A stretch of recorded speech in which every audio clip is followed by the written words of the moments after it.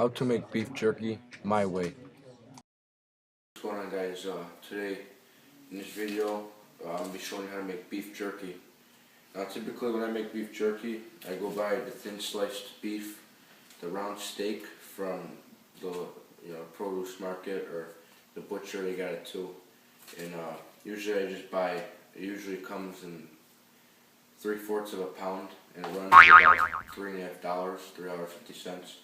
And then another thing you want to get is your cure, your salt cure that goes on your meat and it cures it from bacteria. And then another thing you want is your seasoning. In this batch I'm making, I'm using barbecue seasoning. I've yet to use it, so I'm trying it out.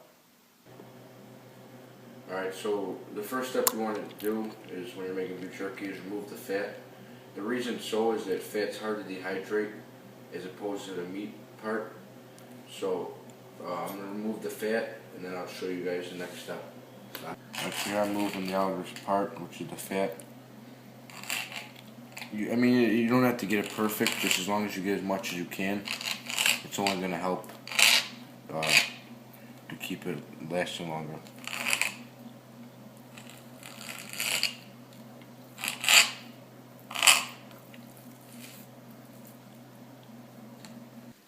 Okay. Alright, so now that I got the fat removed, or as much as I can, next you want to do is grab your cure. I put the cure in the barbecue bottle and put the barbecue sauce powder in here for now. We grab the cure and just, you don't do it too heavily because it is salt and you don't want it to come out salty. You just come through, give it a light coat all over. And once you get the front side, flip it over.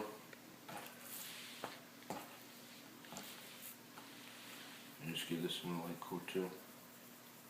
Not too heavy. Remember, never too heavy because it will be salty.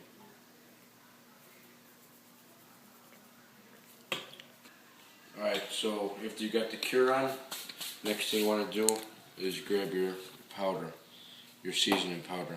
Since I'm using barbecue, we're going to do the same, just like we were doing with the cure. And just throw it lightly. You can usually do a heavier coat on here because you want it to be flavorful. You get the first side, and sometimes if you get too much, you could spread it around, and it kind of pushes it into the meat a little bit.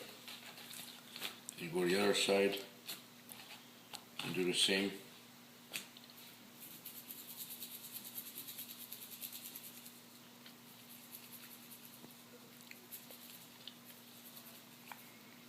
Like that, and then the next step we're going to do is we're going to cut it. So it all based off your cutting, meaning like your size of each piece is based off how you want it. Generally I'll do like an inch to an inch and a half wide. And I'll just, since I got a thin slice, it's ready sliced like that, so all I gotta do is just run through it like this. If you have a sharp enough knife, you usually have to go through it once.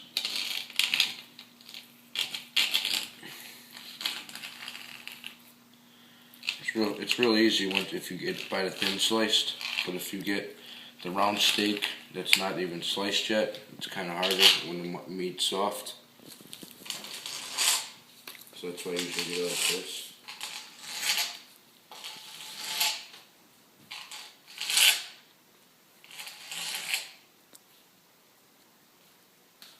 Okay, so now that we got it all of them cut up real nice, the next thing you want to do is grab a baggie, and you're going to throw it in the baggie, or you could just place them here and let them soak in. You want to let it marinate. I would say let it marinate overnight, just so the cure could kick in too and kill as much bacteria so you don't get sick. And then my next video I'll be showing you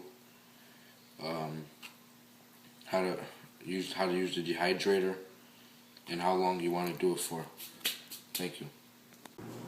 I just remembered that yesterday I made a batch for today and I completely forgot. So now I'm going to go ahead and use this batch. So this is the dehydrator made by Open Country. It's a food dehydrator, jerky maker. You make fruit, nuts, you name it. You could do it, fish, meat, jerky, herbs and spices. So you want to put on 160 degrees. That's where you cook the jerky at. And then there's a bunch of trays. And the trays make it easier because you can put a lot more meat on there. I think I'll only be using 2 trays this time because I don't have that much meat.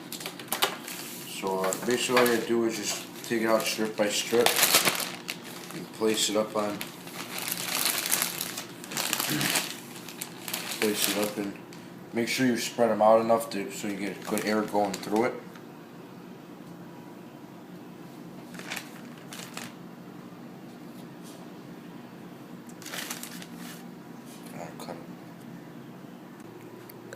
Okay, so here I got the jerky spread out well enough so that air can vent through.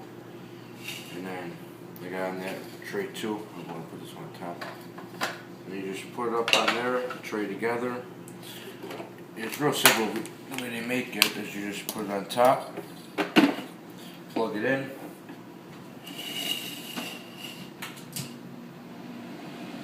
and that's it. It turns on by itself. Make sure it's 160 degrees.